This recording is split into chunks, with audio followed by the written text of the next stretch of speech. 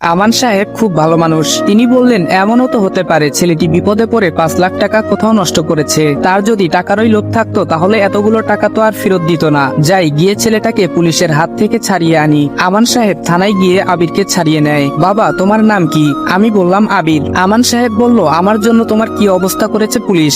বাবা, আমাকে মাফ করে দিও। আমি বললাম, না আঙ্কেল, আপনি কেন মাফ চাচ্ছেন? আমি আপনার 5 লাখ টাকা দিয়ে একটা অ্যাক্সিডেন্ট হওয়া ব্যক্তিকে চিকিৎসা করিয়েছি। চিন্তা করবেন না আঙ্কেল, আমি আপনার টাকা শোধ করে দিব। আমান সাহেব বললেন, না বাবা, লাগবে না। আর তুমি তো টাকাটা নাওনি, একজনকে সাহায্য করেছো। আমি বললাম, না আঙ্কেল, আমি কারো কাছ থেকে ঋণী থাকতে চাই না। আমার চাকরি হয়ে গেলে আপনার টাকা পরিশোধ করে দিব। আমান সাহেব বললেন, তো কি চাকরি করবা? আমি বললাম, দেখি কি চাকরি করা যায়। আর আমি সবেমাত্র ইন্টার পরীক্ষা দিয়েছি, এখনো রেজাল্ট হয়নি। তবে আঙ্কেল, আমি কার চালাতে পারি। আমান সাহেব বলল, ও তাহলে আমার বাসার ড্রাইভার হয়ে যাও, মাসিক 25,000 টাকা করে বেতন পাবা। আমি বললাম, ধন্যবাদ আঙ্কেল, আপনি আমার অনেক উপকার করলেন। আঙ্কেল ওনার বাসায় নিয়ে গেলেন। আমান সাহেবের মেয়ে অনন্যা বলল, বাবা, তুমি ওই চোরটাকে বাসায় নিয়ে আসলে কেন? আমান সাহেব বলল, না মামুনি, আবির চোর নয়, ও একটা লোককে বাঁচাতে টাকাটা ডক্টরকে দিয়েছে। অনন্যা বলল, ছোট লোকটা বানিয়ে বলল, আর বিশ্বাস করলে বাবা? আমান সাহেব আমাকে বললেন, বাবা তুমি ওই রুমে যাও, এখন থেকে ওখানেই থাকবে। অনন্যা রাগ করে চলে যায় আর মনে মনে ভাবে, আমাদের বাসায় থাকবে মনু, বুঝাবো মজা কাকে বলে। এদিকে আমি গিয়ে নিজের রুমটা গুছিয়ে নিলাম আর বিছানায় শুয়ে শুয়ে বাসার সবার কথা ভাবতে ভাবতে ঘুমিয়ে গেলাম। মাঝরাতে আমার শরীরে প্রচন্ড জ্বর আসে। আমি কাঁপতে কাঁপতে ফ্লোরে পড়ে যাই। পরের দিন সকালে কাজের লোক নাস্তা দিতে এসে দেখে আমি ফ্লোরে পড়ে আছি। কাজের লোক বলল, সাহেব, ছেলেটা ফ্লোরে পড়ে গুঙ্গাচ্ছে, মনে হয় অসুস্থ হয়ে গেছে। আঙ্কেল এসে আমাকে তাড়াতাড়ি হসপিটালে নিয়ে গেলেন। কিছুক্ষণ পর ডক্টর আঙ্কেলকে বলল, ওনার শরীরে তো অনেক ক্ষত, তাই ব্যথায় শরীরে জ্বর আসে, কিছুদিন রেস্ট ও ওষুধ ঠিকভাবে খেলে সুস্থ হয়ে যাবে। আপনারা চাইলে কালকেই বাসায় নিয়ে যেতে পারবেন। পরের দিন আমায় বাসায় নিয়ে আসলেন। বাসার ভিতরে যেতেই লক্ষ্য করলাম সেদিনের ওই মেয়েটি, যার বাবাকে মেডিকেলে ভর্তি করেছি, আমাকে দেখেই দৌড়ে আসে। মেয়েটি আমার কাছে এসে আমার পায়ে ধরে বলল, আমাকে মাফ করে দাও, আমি সেদিন বুঝতে পারিনি। আমি বললাম, এই কি করছেন, ছাড়ুন আমাকে। মেয়েটি বলল, না ছাড়বো না, আগে বলো মাফ করেছো। আমি বললাম, আরে আমি সেদিন কিছুই মনে করিনি। আপনার বাবা এখন কেমন আছে? মেয়েটি বলল, আলহামদুলিল্লাহ ভালো, এখন অনেকটাই সুস্থ। ডক্টর বলেছে আগামীকালকে বাসায় নিয়ে যেতে পারবো। আমি বললাম, ও আল্লাহ তাআলাকে অশেষ ধন্যবাদ। মেয়েটি বলল, কিন্তু আপনার এই অবস্থা কেন, কই থেকে আসলেন? আঙ্কেল বলল, মামুনি, আবিরকে ডক্টর রেস্ট নিতে বলেছে, তোমরা পরে কথা বলিও। আঙ্কেল আমাকে আমার রুমে দিয়ে আসলো। অনন্যা বলল, কিরে লাকি, তুই ছোট লোক ছেলেটার পায়ে পড়ে ক্ষমা চাইলি, আমি তো আমার নিজের চোখকে বিশ্বাস করতে পারছি না। লাকি বলল, তুই তো জানিস আমার বাবা অ্যাক্সিডেন্ট করে এখন হাসপাতালে। অনন্যা বলল, আঙ্কেল কেমন আছে এখন? লাকি বলল, ভালো আছে এখন, আজকে হসপিটাল থেকে রিলিজ দিবে। অনন্যা বলল, কিন্তু আঙ্কেলের অ্যাক্সিডেন্টের সাথে চোরটার কি সম্পর্ক? লাকি বলল, তুই যাকে চোর ছোট লোক বলছিস সেই আমার বাবাকে বাঁচিয়েছে। অনন্যা বলল, ও। লাকি বলল, জানিস সেদিন যদি ঠিক সময় মতো হাসপাতালে না যেত আর নিজের রক্ত ও 5 লাখ টাকা না দিত, তাহলে হয়তো আজকে আমি এতিম হয়ে যেতাম। লাকির চোখে পানি ছলছল করছে। আঙ্কেল আবিরকে তার রুমে দিয়ে এসে তার রুমে যেতে লাকির কথাগুলো শুনতে পায়। আঙ্কেল বলেন, তাহলে আবির রহমান সাহেবের জীবন বাঁচিয়েছে? লাকি বলে, হুম আঙ্কেল। আঙ্কেল বলল, আচ্ছা মামুনি, তোমরা কথা বলো, আমি যাই, একটু কাজ আছে। অনন্যা বলল, তাহলে ছোট লোকটা আমাদের 5 লাখ টাকা দিয়ে আঙ্কেলের চিকিৎসা করিয়েছে। লাকি বলল, তোদের মানে? আবির তোর কি হয়? অনন্যা বলল, আরে কিছু হয় না, আমাদের বাসার ড্রাইভার। লাকি বলল, ও, ছেলে অনেক কিউট তাই না, কিন্তু আগে তো কখনো দেখিনি। অনন্যা বলল, 2 দিন হলো, কিন্তু বাসায় এসে অসুস্থ হয়ে যায়। আর অসুস্থ হবেই না কেন, পুলিশের যে পিটানিটা খাইছে। লাকি বলল, কি, পুলিশ মারছে কেন? অনন্যা বলল, মানে ওই 5 লাখ টাকার জন্য আমরা ওরে পুলিশে দিয়েছিলাম। কথাটা শুনে লাকি যেন কান্না করে দিবে দিবে ভাব। অনন্যা বলল, ভেবেছিলাম পুলিশ শালার হাড্ডিগুলো ভালোভাবে ভেঙে দিবে, কিন্তু তেমন কিছুই করেনি ছোট লোকটাকে। লাকি বলল, চুপ কর তুই, আর আমার সাথে কথা বলবি না। লাকি কাঁদতে কাঁদতে বাসায় চলে যায়। অনন্যা ও লাকি দুজনে বান্ধবী, একই কলেজে পড়ে। বাসায় গিয়ে ভাবতে থাকে, ছেলেটা আমার বাবার জন্য কত কষ্ট পেল। বিকেলে লাকির বাবা রহমান সাহেবকে বাসায় নিয়ে আসে। লাকি আবির সম্পর্কে সবকিছু বলে। সবকিছু শুনে রহমান সাহেবের চোখে পানি চলে আসে। রহমান সাহেব বলেন, ছেলেটাকে দেখতে ইচ্ছে করছে। লাকি বলল, আব্বু, কালকে তোমায় অনন্যাদের বাসায় নিয়ে যাব। অন্যদিকে আবির তার আম্মু, ভাবি, ভাইয়া সবার কথা ভাবছে। জানি না আম্মু কেমন আছে। আমি জানি আম্মু ভালো নাই, আমাকে ছাড়া আম্মু কি করে ভালো থাকে। অনেক ভালোবাসি আম্মু তোমায়। আম্মুর সাথে কথা বলতে ইচ্ছে করছে, তাই ভাবছি আজকে একবার ফোন দিব। সন্ধ্যায় অনন্যা আমার রুমে আসলো, কি যেন দেখে চলে গেল। কিছুক্ষণ পর আঙ্কেল আমার রুমে আসলো। আবির, এখন কেমন আছো? আমি বললাম, অনেকটা ভালো আছি আঙ্কেল। আঙ্কেল বলল, ওহ গুড, খাইছো? আমি বললাম, হুম আঙ্কেল। আঙ্কেল, একটা ফোন লাগতো, 5 মিনিট কথা বলতাম। আঙ্কেল বলল, ওকে, আমি পাঠিয়ে দিচ্ছি। আঙ্কেল অনেক ভালো, তাই খোঁজ খবর নেয়। কিন্তু আন্টি একবারও আমার সামনে আসলো না। আমার ওপর কি তার মন খারাপ? বাসায় নাই হয়তো। আঙ্কেল বলল, মামুনি ফোনটা আবিরের রুমে দিয়ে আয় তো। অনন্যা বলল, ওকে বাবা। অনন্যা মনে মনে বলে, ছোট লোকটা আবার কার সাথে কথা বলবে দেখি তো। এই যে মিস্টার, আপনার ফোন। আমি ফোনটা হাতে নিলাম। অনন্যা গিয়ে দরজার আড়ালে আড়ি পেতে থাকে। দেখি তো ছোট লোকটা কার সাথে কথা বলে। আমি আম্মুর নাম্বারে কল দিলাম। অপর পাশ থেকে বলল, হ্যালো, কে? ভাইয়ার কণ্ঠ। তাই কথা না বলে ফোনটা কেটে দিলাম। মনটা খারাপ হয়ে গেল।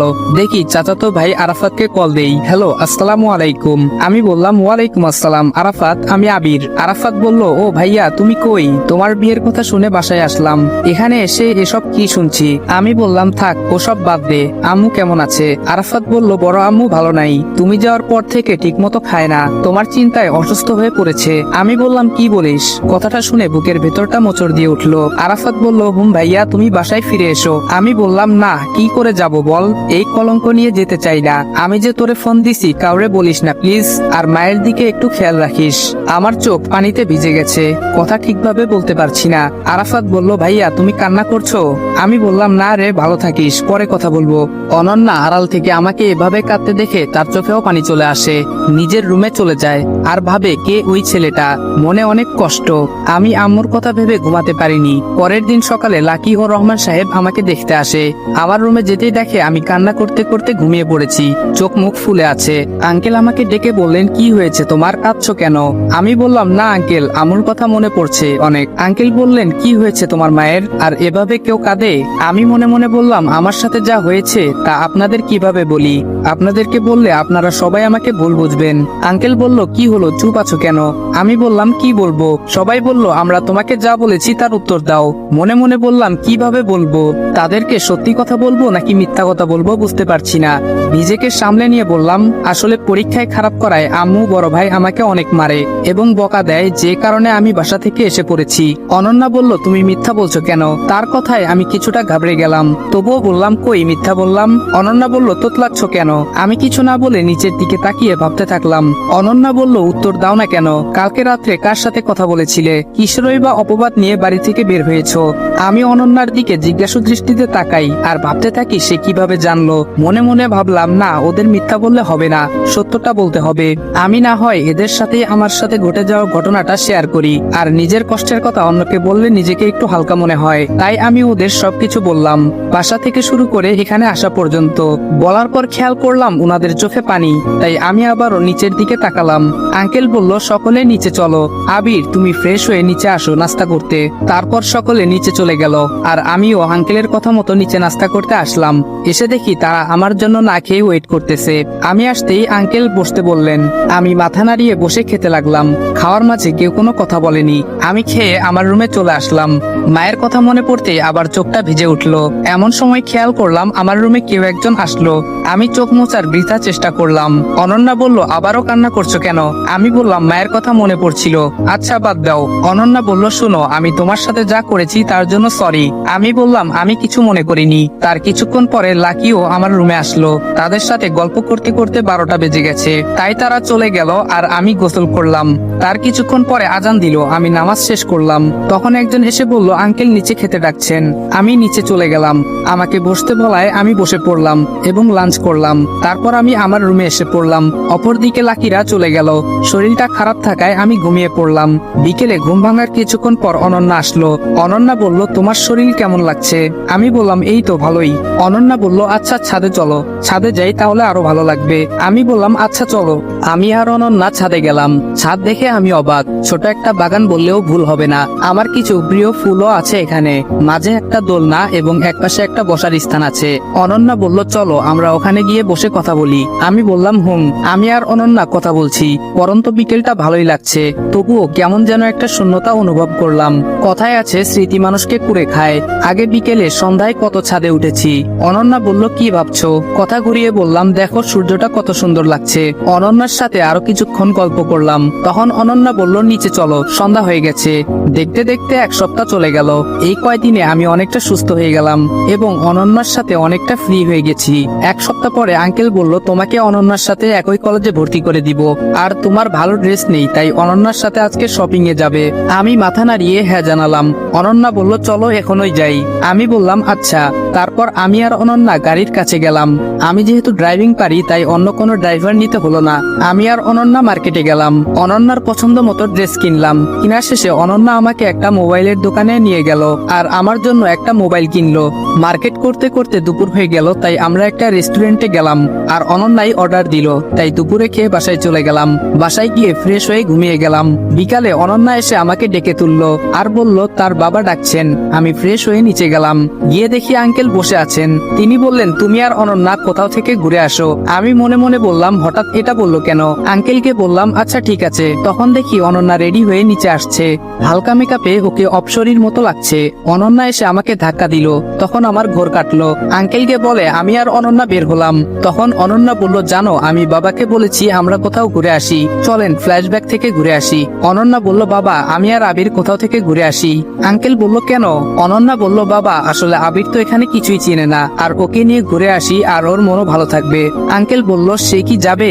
অনন্যা বলল, বাবা তুমি বললে ও না করবে না। আঙ্কেল বলল, আচ্ছা আমি বলবো।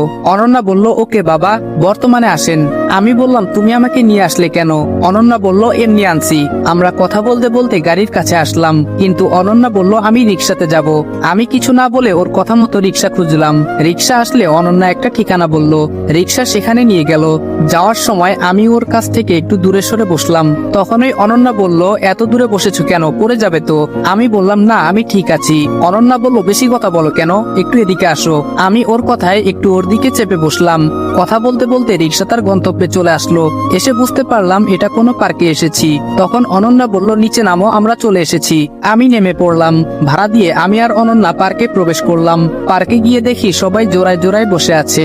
আমি আর অনন্যা একটা জায়গায় গিয়ে বসলাম, আর অনন্যার সাথে কথা বলতে বলতে মনটা ভালো লাগলো। পরে আমি আর অনন্যা চলে আসলাম বাসায়। পরের দিন আঙ্কেল বলল কলেজে তিনি ভর্তির ব্যাপারে বলেছেন, আর উনারা বলেছেন আগের কলেজের ছাড়পত্র লাগবে। এজন্য আমি আঙ্কেলের থেকে বিদায় নিয়ে আমি আমার গ্রামের দিকে চললাম। বাসের টিকিট কিনে বাসে উঠে পড়লাম। আমাদের বাস স্ট্যান্ড পৌঁছাতে দুপুর 12টা বেজে গেল। আমি মুখে মাস্ক পরেছিলাম, তাই কেউ আমাকে চিনতে পারলো না। আমি অফিস রুমে গিয়ে প্রয়োজনীয় কাগজপত্র নিয়ে বের হয়ে আসতে যাব। তখন ওই জান্নাতকে দেখলাম দূরে তার বান্ধবীদের সাথে দাঁড়িয়ে আছে, কিন্তু তাকে দেখে মনে হচ্ছে সে ভালোই আছে। আমি আর না তাকিয়ে চলে আসলাম। আবার টিকিট কেটে বাসে উঠলাম। তখন দেখলাম আম্মু এবং ভাবি কোথায় যেন যাচ্ছে, আর আম্মুকে দেখে আমার চোখে জল এসে গেল।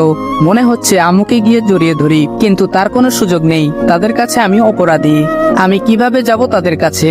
তখন বাস ছেড়ে দিল। আমি কিছুক্ষণ পরে ঘুমিয়ে গেলাম। তারপর বাসের ড্রাইভারের ডাকে ঘুম ভাঙলো আর বললেন আমরা গন্তব্যে এসে গেছি। সেখান থেকে বাসায় পৌঁছাতে রাত হয়ে গেল, তাই ফ্রেশ হয়ে রাতের খাবার খেয়ে ঘুমিয়ে গেলাম। পরের দিন সকালে শুনতে পারি রাত্রে অনন্যার জ্বর আসছে। তাই আর কি করার, আঙ্কেলকে বলে আমি চলে গেলাম কলেজে। আর অনন্যার শরীর খারাপের জন্য সে বাসায় থেকে গেল। কলেজে গিয়ে ভর্তি হলাম। আমি তো আর জানি না আমাদের ক্লাস কই, তাই খুঁজতেছিলাম। তখন দেখি লাকি কলেজে আসতেছে। আমি ওর কাছে গেলাম, কেমন আছো? লাকি বলল, আমি ভালো আছি। অনন্যা কই? ওকে তো দেখছি না। আমি বললাম ওর শরীর খারাপ, তাই আজকে আসেনি। লাকি বলল, কি হয়েছে ওর? আমি বললাম হালকা জ্বর আসছে। লাকি বলল, ও আচ্ছা। আমি বললাম আমাদের ক্লাসরুম কই? আমি খুঁজে পাচ্ছি না। লাকি বলল, আমার সাথে চলো। আমি বললাম ওকে। তারপর আমি আর লাকি ক্লাসরুমে চলে গেলাম। লাকি ওর জায়গায় চলে গেল, আর আমি পিছনে একটা সিটে গিয়ে বসলাম। কিছুক্ষণ পর একটা ছেলে এসে আমার পাশে বসলো। ছেলেটি বলল, আমি রাহাত। তোমার নাম কি? নতুন মনে হচ্ছে। আমি বললাম আমার নাম আবির। রাহাত বলল, আমরা কি বন্ধু হতে পারি? আমি বললাম অবশ্যই, কিন্তু তুই করে বলতে হবে। রাহাত বলল, ঠিক আছে, চল আমার বন্ধুদের সাথে পরিচয় করিয়ে দেই। আমি বললাম চল। রাহাত আমাকে ওর বন্ধুদের কাছে নিয়ে গেল। আমি বললাম, হাই আমি আবির। তারপর একে একে সবাই নিজেদের নাম বলতে থাকলো। ওদের সাথে কথা বলতে বলতে ক্লাসের ঘন্টা বাজলো। আমরা সবাই ক্লাসে গেলাম। যথারীতি ক্লাস করে লাকি সহ সবাইকে বিদায় দিয়ে বাসার পথে পা বাড়ালাম। বাসা 10 মিনিটের পথ, তাই হেঁটে আসছিলাম। তখন দেখলাম কে যেন অ্যাক্সিডেন্ট করছে, তাই আমি ওখানে গেলাম। হাসপাতালে নেওয়ার লোক নেই। এদেশের মানুষ শুধু অন্যের বিপদ দেখতে পারে, সাহায্যের বেলায় কেউ নেই। লোকটির গাড়ি অ্যাক্সিডেন্টে খারাপ হয়ে যাওয়ার কারণে আমি একটা সিএনজি নিয়ে তাকে হসপিটালে নিয়ে গেলাম। ওনার জ্ঞান ছিল না, তাই আমি নার্সকে ডেকে উনাকে একটা বেডে শুইয়ে দিলাম, আর ডক্টর এসে উনাকে ইমার্জেন্সিতে নিয়ে গেল। নার্স উনার মোবাইলটা আমাকে দিয়ে বলল 2 লাখ টাকা জমা দিতে, কিন্তু আমার কাছে তো টাকা নাই, কি করব বুঝতেছি না। তখন দেখলাম উনার মোবাইলে একটা নম্বর থেকে ফোন আসতেছে। তখনই আমি ফোনটা রিসিভ করলাম। মেয়েলি কণ্ঠে বুঝলাম উনার স্ত্রী হবে মনে হয়, তাই আমি সব ঘটনা খুলে বললাম এবং ঠিকানা অনুযায়ী আসতে বললাম। 20 মিনিট পরে মহিলা আসলো। আমি উনাকে বললাম যে ডক্টর টাকা জমা দিতে বলেছে, কিন্তু আমার কাছে টাকা নেই। তখন উনি কার্ড থেকে টাকা পে বিয়ে করলেন। ওনাদের পরিচয়টা দিয়ে নেই। যিনি অ্যাক্সিডেন্ট করেছেন তিনি হলেন দেশের টপ ব্যবসায়ী রায়হান চৌধুরী, আর মহিলাটি হলেন মিসেস রায়হান চৌধুরী বা ইয়াসমিন চৌধুরী। আর ওনাদের 5 বছরের একটা বাচ্চা আছে যার নাম মাহি। পরিচয় পর্ব শেষ, এখন বর্তমানে আসা যাক। ইয়াসমিন চৌধুরী কান্না করছিলেন। তখন কিছুক্ষণ পর ডক্টর আসলেন এবং বললেন রোগীকে সঠিক সময়ে আনার জন্য বেঁচে গেছেন। মিসেস রায়হান বললেন আমরা কি ওনার সাথে দেখা করতে পারি? ডক্টর বলল বেডে শিফট করার পরে দেখা করতে পারবেন। ইয়াসমিন চৌধুরী বলল ধন্যবাদ ডাক্তার। ডক্টর বলল ধন্যবাদ উপরওয়ালাকে দেন। কিছুক্ষণ পর উনাকে বেডে শিফট করা হলো। তখন আমরা 3 জন গেলাম। রায়হান চৌধুরী আমাকে বলল তুমি কই থাকো বাবা? আমি বললাম এক আঙ্কেলের ওখানে। রায়হান চৌধুরী বলল ও আচ্ছা। আমি বললাম আমি যাই তাহলে। রায়হান চৌধুরী বলল আচ্ছা যাও, আর শোনো আমার কার্ডটা রাখো, কোনো সমস্যা হলে আমার কাছে এসো। আমি ওনার কাছ থেকে কার্ডটা নিয়ে তাদের কাছ থেকে বিদায় নিয়ে চলে আসলাম বাসায় আসার পর আঙ্কেল জিজ্ঞাসা করলেন এত দেরি হলো কেন? আমি আজকে ঘটে যাওয়া ঘটনা বললাম। তখন উনি বললেন আচ্ছা ঠিক আছে, তুমি ফ্রেশ হয়ে আসো, খাবে এখন। তারপর আমি রুমে গিয়ে ফ্রেশ হয়ে খাবার খেতে চলে আসলাম। দেখলাম অনন্যাও আছে। আমি ওরে বললাম শরীর ঠিক আছে? অনন্যা বলল অনেকটা সুস্থ এখন। আর কেউ কোনো কথা না বলে খেয়ে উঠলাম আর রুমে চলে আসলাম। তারপর গোসল করে একটু ঘুম দিলাম। ঘুম থেকে উঠে ফ্রেশ হলাম। অনন্যা অসুস্থ থাকায় আজকে আর ছাদে গেলাম না, তাই রুমে বসে মোবাইলে ফ্রি ফায়ার গেম খেলা শুরু করলাম। সন্ধ্যায় হালকা নাস্তা করে পড়তে বসলাম। পড়তে পড়তে রাত 11টা বেজে গেল। তখন একজন এসে বলল খাবার খাওয়ার জন্য, তাই আমি বই রেখে খেতে চলে গেলাম। রাতের খাবার খেয়ে আমি আমার রুমে এসে শুয়ে পড়লাম আর মোবাইলটা নিয়ে ফেসবুকে ঢুকলাম। কারোর সাথে যেন কথা না হয় সেজন্য নতুন একটা অ্যাকাউন্ট খুলেছি এবং আগেরটা ডিঅ্যাক্টিভ। কিছুক্ষণ ফেসবুকে থেকে বের হয়ে ভাবতে লাগলাম আমাকে অনেক বড় হতে হবে, কিন্তু কি কারণে এই চিন্তা সেটা অজানাই থাকুক। ভাবতে ভাবতে কখন যে ঘুমের রাজ্যে চলে গেছি নিজেও জানি না। হ্যালো বন্ধুরা, আপনি কি বোর হচ্ছেন, কিছু মজা করতে চান? তাহলে আজ আমি 1xbet নামের একটি অ্যাপ সম্পর্কে কথা বলতে চাই, যেটি সবচেয়ে বিশ্বস্ত বুকমেকার। এখানে মজা করার পাশাপাশি রয়েছে পুরস্কার জেতার সম্ভাবনা। এখানে সমস্ত লাইভ ম্যাচের ফলাফল এবং ম্যাচটি লাইভ দেখতে পারবেন।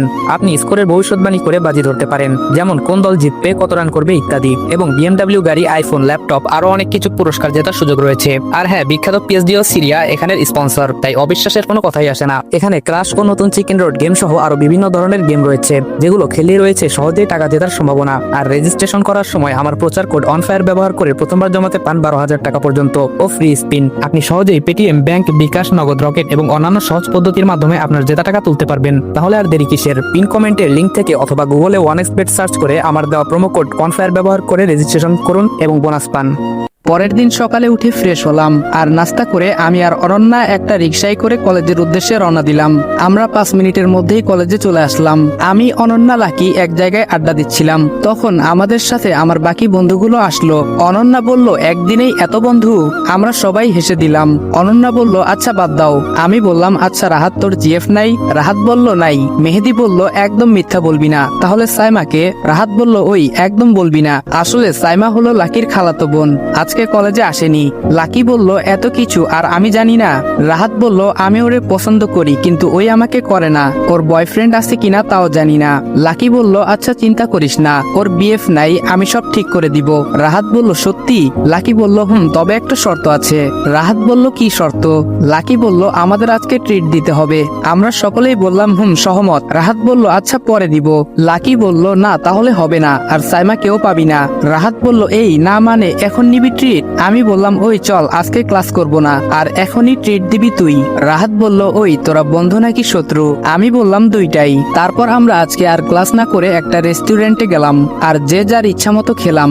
আর বিল আসলো 1570 টাকা। বেচারা রাহাত একেবারে ফকির। রেস্টুরেন্ট থেকে বের হয়ে রাহাত বলতেছে আমারও একদিন আসবে। একটু পরে সবার কাছ থেকে বিদায় নিয়ে আমি আর অনন্যা হেঁটে হেঁটে বাড়ির দিকে যাচ্ছিলাম। তখনই একজন ছেলে অনন্যার মোবাইল নিয়ে দৌড় দেয় আর আমি দৌড়ে ধরে ফেলি। যখন মারতে যাব তখন ওর চেহারা দেখে মায়া লাগে। আর ওই ছেলেটা বলে ভাই আমাকে ছেড়ে দেন, আমার বাবা নেই, মা অন্যের বাড়িতে কাজ করত, কিন্তু মাও অসুস্থ আর আমি গতকাল থেকে কিছু খাইনি, কাজ খুঁজতেছি পাইনি, তাই এই কাজ করতে আসছিলাম, প্লিজ ভাই আমাকে ছেড়ে দেন। ছেলেটার বয়স অনুমানিক 16 হবে।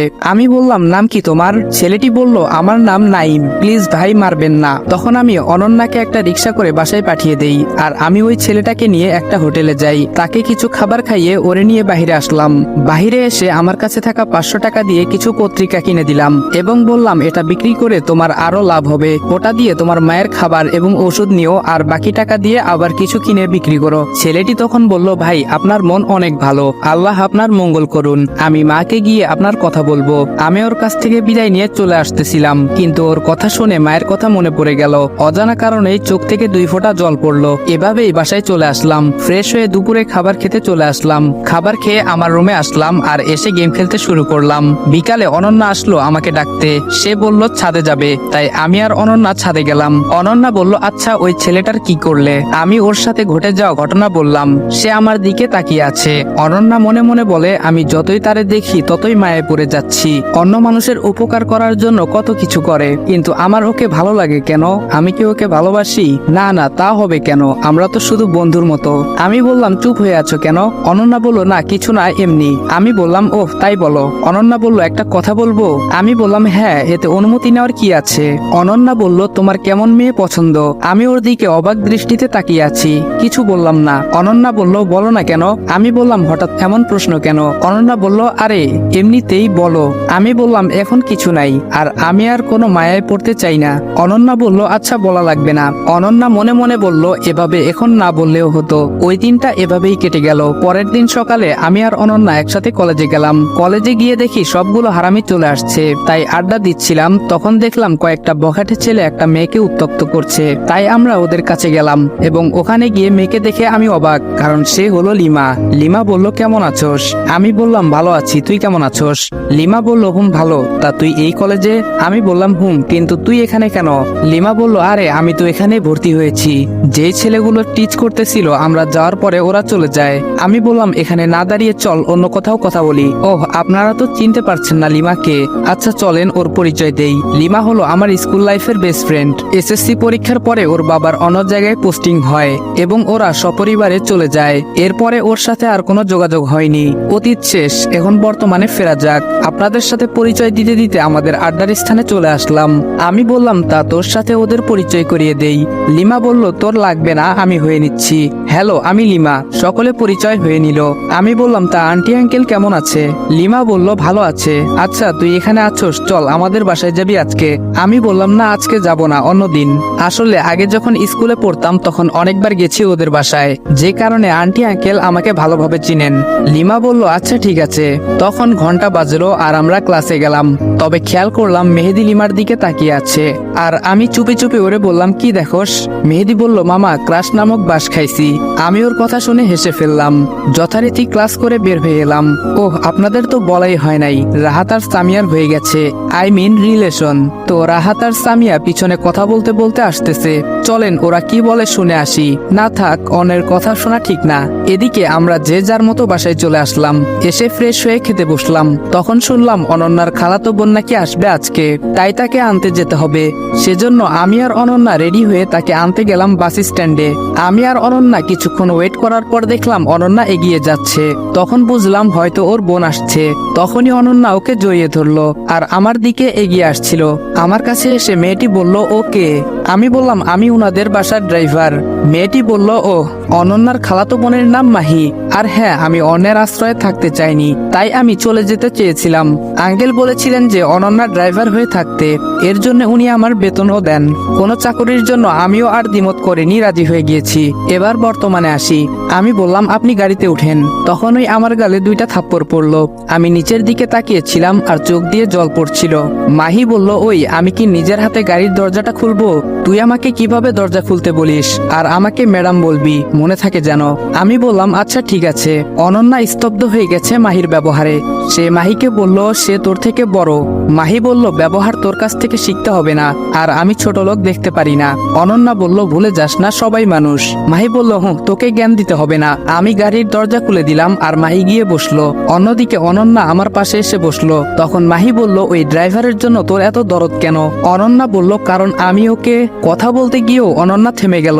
অনন্যা কথা ঘুরিয়ে বলল, মানুষকে সম্মান দিতে হয়। অনন্যা আমাকে বলল, ওর কথায় কিছু মনে করো না, ওই এরকমই। নামোই। আমি বললাম না ঠিক আছে। আর কেউ গাড়িতে কোনো কথা বললাম না। প্রায় 30 মিনিট পরে আমরা বাসায় চলে আসলাম। আর গাড়ি থেকে নেমে গাড়ির পিছনের দরজা খুলে দিলাম আর মাহি নেমে গেল। আমি ওর জিনিসপত্র নিয়ে গেলাম ওর রুমে। আমি আমার রুমে এসে ফ্রেশ হলাম। বিকালে ছাদে গেলাম, গিয়ে দেখি অনন্যা আর মাহি দুইজনই আছে। আমি চলে আসব তখন মাহি ডাক দিল, এই ড্রাইভার এদিকে আয়। আমি ওদের কাছে গেলাম। মাহি বলল, তুই এখানে কেন? আমি বললাম, আপনারা এখানে আছেন আমি জানতাম না, যদি জানতাম তাহলে আসতাম না। মাহি বলল, নেক্সটে যেন আর কখনো এমন না হয়। আমি বললাম, আচ্ছা হবে না। তখন অনন্যা বলল, ওই আসবে না মানে কি? সে আসবে, তাতে কোনো সমস্যা নাই। আমি কথা না বাড়িয়ে নিচে চলে আসলাম। এসে ভাবতে থাকলাম, আমাদের তো অনেক জমি আছে, তা তো এদের থেকেও বেশি। আর মাহি আমাকে এত অপমান করতেছে, সবই আমার কপাল, কিছু করার নাই। কিছুক্ষণ পরে সন্ধ্যা হয়ে গেল, তাই আমি নামাজ পড়তে বসলাম। রাত্রে আঙ্কেল অফিস থেকে এসে ফ্রেশ হয়ে খাবার খেতে বসলো এবং আমাকে ডেকে পাঠালো। আমি আসার পরে মাহি বলল, ওই ড্রাইভার আমাদের সাথে খেতে বসবে? আঙ্কেল বলল, ওই তোমার থেকে বড়, সম্মান দিয়ে কথা বলবে। মাহি বলল, আচ্ছা ঠিক আছে। মাহি মনে মনে ভাবছে, তোর জন্য আমাকে অপমান করলো, আমি তোকে ছাড়বো না, আর আমি তোকে এই বাড়ি থেকে তাড়িয়ে ছাড়বো। এভাবেই 1 সপ্তাহ কেটে গেল, কিন্তু মাহি আমাকে সহ্য করতে পারে না। আর অপরদিকে অনন্যা আমার দিকে অনেকটা দুর্বল হয়ে পড়েছে। পরের দিন কলেজে যাচ্ছিলাম, তখন অনন্যা বলল, আজকে কলেজের ছুটির পর এক জায়গায় যাব। ওর সাথে কথা বলতে বলতে কলেজে চলে আসলাম। যথারীতি প্রতিদিনের ন্যায় আজকেও আড্ডার বিকল্প হলো না। লিমাকে বললাম, শুন, তোর কি বয়ফ্রেন্ড আছে? লিমা বলল, না নেই। কেন? আমি বললাম, তাহলে তো ভালোই হলো। আর হ্যাঁ, মেহেদি তোরে লাইক করে, তোর কি ওরে ভালো লাগে? লিমা বলল, করা যায়, খারাপ না। আচ্ছা, ওরে বলে দিস আমি রাজি। আমি বললাম, আচ্ছা। একটু পরেই ঘন্টা পড়লো আর আমরা ক্লাসে চলে গেলাম। অনন্যা বলল, লিমার সাথে কি কথা বলতেছিলে? আমি বললাম, একটু ওয়েট করো, জানতে পারবে। অনন্যা অবাক হয়ে গেল। আমরা ক্লাস করার পর আমি বললাম, আজকে কেউ যাবি না, মেহেদি ট্রিট দিবে। আমার কথা শুনে সবাই খুশি, কিন্তু কেউ জানে না কি কারণে ট্রিট, এমনকি মেহেদিও জানে না। মেহেদি বলল, কি কারণে আমি ট্রিট দিব? সকলেই আমার কাছে কারণ জিজ্ঞেস করলো। আমি বললাম, আরে মামা, লিমা রাজি হয়ে গেছে। তখন সবাই এক দৃষ্টিতে তাকিয়ে আছে আমার দিকে, আর দেখলাম লিমা লজ্জায় নিচের দিকে তাকিয়ে আছে। আমি বললাম, আরে এভাবে তাকিয়ে থাকবি নাকি ট্রিট নিবি? সবাই বলল, আরে অবশ্যই নিব। অন্যদিকে রাহাত বলতেছে, আজকে তোর পকেট খালি করব। আমার বেলায় মনে আছে? আমরা সবাই হেসে ফেললাম। মেহেদি বলল, আমার কপালে আজকে খারাপ হয়ে আছে। তাই আমরা একটা রেস্টুরেন্টে গেলাম আর যে যার মতো খাবার অর্ডার করলাম। খাবার শেষে মেহেদি বিল দিল আর আমরা যে যার মতো বাসায় চলে আসলাম। পরের দিন মাহি চলে গেল আর আমি মনে মনে বললাম, এতদিনে আমার জীবনটা জাহান্নাম করে দিছে, চলে যাওয়াতে বাঁচলাম। এর মধ্যেই চলতে থাকে আমার জীবন। কলেজে যাওয়া, মাঝে মাঝে ঘুরতে যাওয়া, বাড়িতে মাঝে মাঝে কোনো কাজ করা। দেখতে 2 মাস চলে যায়। এখন আঙ্কেল আন্টি আমাকে নিজের সন্তানের মতোই মনে করেন। যদিও আন্টি প্রথমে আমাকে একটু খারাপ নজরে দেখতেন, কিন্তু এখন অনেক ভালোবাসেন। যাক, অনেক কথা বলে ফিরেছি, এখন গল্পে ফিরা যাক। পরের দিন সকালে উঠে আমি পুরাই সারপ্রাইজ।